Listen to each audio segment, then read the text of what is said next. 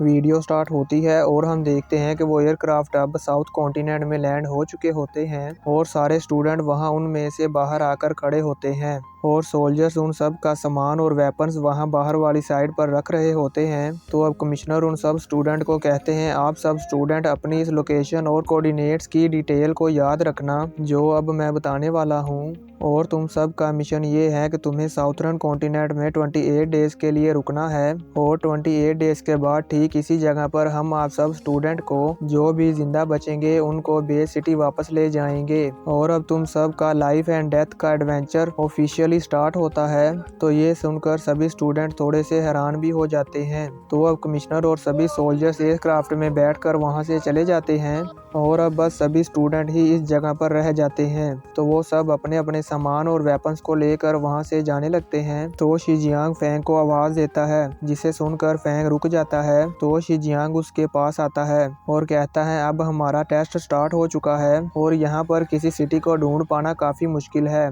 और अगर छोटा सा टाउन भी मिल जाता है तो वो हमारी खुशकिस्मती होगी। और इस जंगल में किसी के लिए भी आराम करना बहुत मुश्किल है, वो इसलिए क्योंकि शायद हो सकता है कि सोते हुए हमें वो मॉन्स्टर्स खा लें। इसलिए तुम और मैं मिलकर अपनी टीम बनाते हैं। तो ये सुनकर फैंग अपने मन में सोचता है, सीनियर शीजियांग के साथ टीम बनाना ये बहुत अच्छी बात है, लेकिन कुरेटर ने मुझे बताया था कि मेरी इस साउथ कॉन्टिनेंट की ट्रिप में ली याओ डेफिनेटली मुझसे बदला लेने के लिए अपनी डबल एफर्ट लगाएगा। तो ये सोचकर फैंग कहता है, सीनियर, इस साउथ कॉन्टिनेंट में बहुत सारे कॉम्प्लीमेंट चीज़ें हैं, सो इसलिए मैं यहाँ अकेले ही रहूँगा। तो शीजियांग उसे कहता है, ठीक है, जैसे तुम्हारी मर्जी, और तुम्हें बहुत केयरफुल रहना होगा और अगर तुम्हारे साथ कुछ भी मुश्किल हो तो तुम मुझे कांटेक्ट करने में हिचकिचाना नहीं और कॉल कर लेना। मैं जितनी जल्दी हो सके तुम्हारे पास आ जाऊँगा। तभी वहाँ पर जोरवा आती है और कहती है, फैंग, हालांकि पिछली बार तुम वो टेस्ट जीत गए थे पर ये लाइफ एंड डेथ का एडवेंचर है और देखो यहाँ पर कितने ज़्यादा मॉन्स्टर्स हैं जिनको हम हंट करेंगे और मेरे प्रैक्टिकल एक्सपीरियंस के हिसाब से मैं इस बार नहीं हारूंगी। तो फैंग उसे कहता है, ठीक है, चलो अब हम 28 डेज के बाद वापस आएंगे और अपना अपना और सब का रिजल्ट देखेंगे। इसलिए सीनियर, आप प्लीज़ अपनी सेफ्टी पर ज़्यादा ध्यान रखना और अपने आप को सेफ रखना। तो फिर ठीक है, अब हम 28 डेज के बाद मिलेंगे। और अब फैंग उनको गुड बाय करके वहां से चला जाता है। तो अब एक स्टूडेंट भागता हुआ शीजियांग और जोरवा के पास आता है और कहता है, ऐसा लगता है मेरे पास फैंग को हेलो कहने के लिए टाइम नहीं है, क्योंकि फैंग तो यहाँ से चला गया है और मैं उसे अपने साथ कोऑपरेट करने के लिए इनवाइट करना चाहता था। तो ये सुनकर जोरवा उसे कहती है, तुम इस बारे में मत सोचो, क्योंकि उसने तो ब्रदर शीजियांग के इनविटेशन को भी रिजेक्ट कर दिया। तो ये सुनकर वो स्टूडेंट हैरान होते हुए कहता है, क्या सच में? और फिर कहता है, सीनियर शीजियांग, क्या मुझे फैंग के कॉन्टैक्ट नंबर की इन्फॉर्मेशन देंगे? वो इसलिए क्योंकि मैं उससे दोबारा पूछूंगा। आखिर ये एक डेंजरस प्लेस है और क्योंकि आप कोऑपरेट करना नहीं चाहते इसलिए हमें एक दूसरे का ख्याल रखना चाहिए। तो शीजियांग कहता है, ठीक है, और फिर वो उसे फैंग के कॉन्टैक्ट नंबर की इन्फॉर्मेशन दे देता है। तो वो स्टूडेंट शीजियांग को शुक्रिया कहकर वहाँ से चला जाता है। अब व्यू चेंज होता है और हम ली याओ के प्लेन को देखते हैं।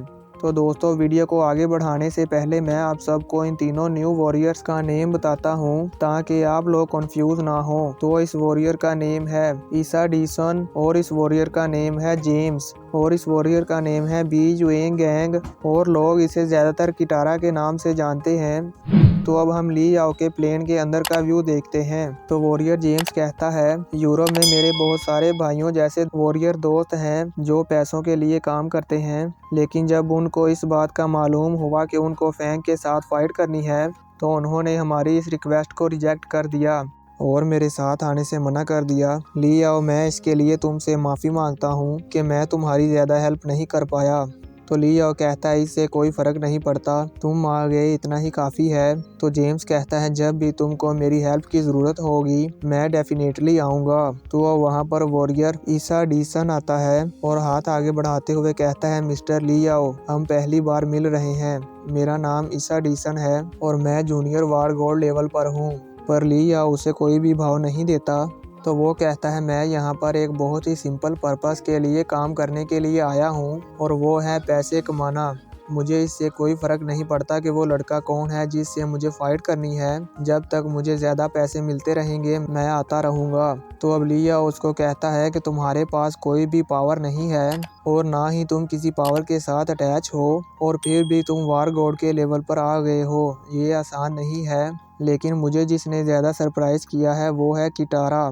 तो लियाओ किटारा को कहता है तुमने इंटरमीडिएट वार गॉड से प्रोमोट होने के बाद अपनी स्ट्रेंथ को बहुत ज़्यादा स्पीड के साथ इंक्रीज़ किया है। तो किटारा कहता है सर आप मेरी बहुत ज़्यादा तारीफ़ कर रहे हैं। अगर मैं अपनी पावर को फेमस वार गॉड लियाओ से कंपेयर करूं तो मैं अब भी उससे बहुत ज़्यादा दूर हूं। और मुझे नहीं पता कि फैंग नाम का ये लड़का क्या कर सकता है, पर मुझे ये पता है कि अब वो ज़रूर मारा जाएगा। और फिर पूछता है इन बॉक्सेस में क्या है। तो लियाओ कहता है इनमें लेज़र कैनन है। तो ये सुनकर तीनों वॉरियर्स ही शॉक हो जाते हैं और कहते हैं व्हाट।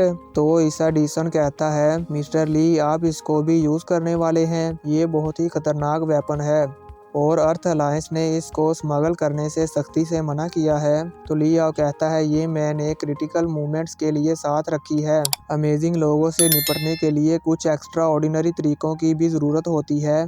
तो किटारा ये सुनकर बहुत खुश होता है और कहता है मिस्टर ली ये तो बहुत अच्छा है और ये वेपन किंग लेवल के मॉन्स्टर के साथ निपटने के लिए यूज़ किया जाता है।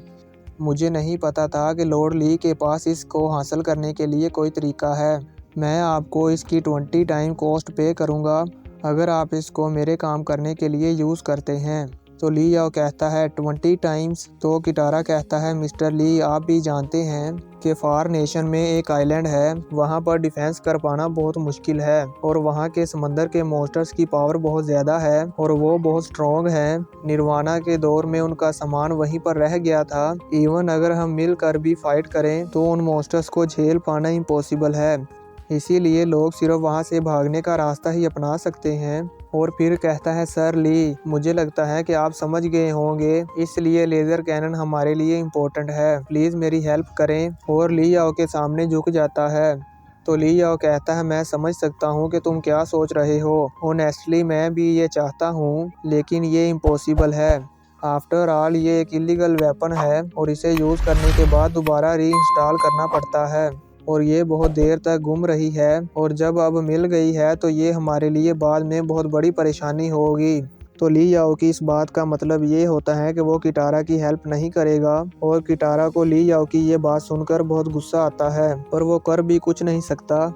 तो अब ली याओ वेनिना को कॉल करता है और कहता है मुझे फैंग की लोकेशन ट्रेस करने की ज़रूरत है। तो वेनिना उसे कहती है कि मैंने पहले ही एक स्टूडेंट से कहा है कि वो मुझे फैंग की न्यू कम्युनिकेशन वॉच के नंबर का पता करके बताए।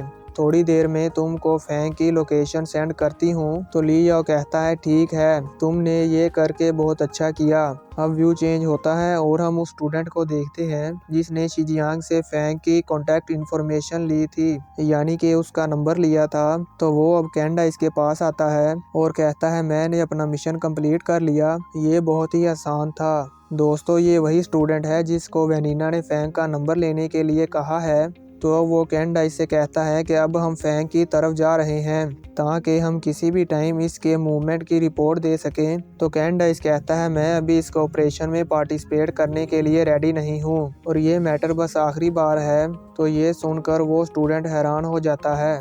तो अब वो दोनों वहाँ से चले जाते हैं और शिजियांग भी उनको देख रहा होता है। तो अब हम वेनिना को देखते हैं। तो वो ली याओ से कहती है मुझे तुम्हारी स्ट्रेंथ पर यकीन है लेकिन मैं फिर से तुमको याद दिलाना चाहती हूँ कि तुम अपनी सेफ्टी का भी ध्यान रखना। तो ली याओ से कहता है तुम फिक्र मत करो और मेरे वापस आने का वेट करो।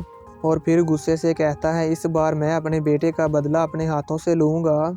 और फिर यहीं पर ये पार्ट ख़त्म हो जाता है।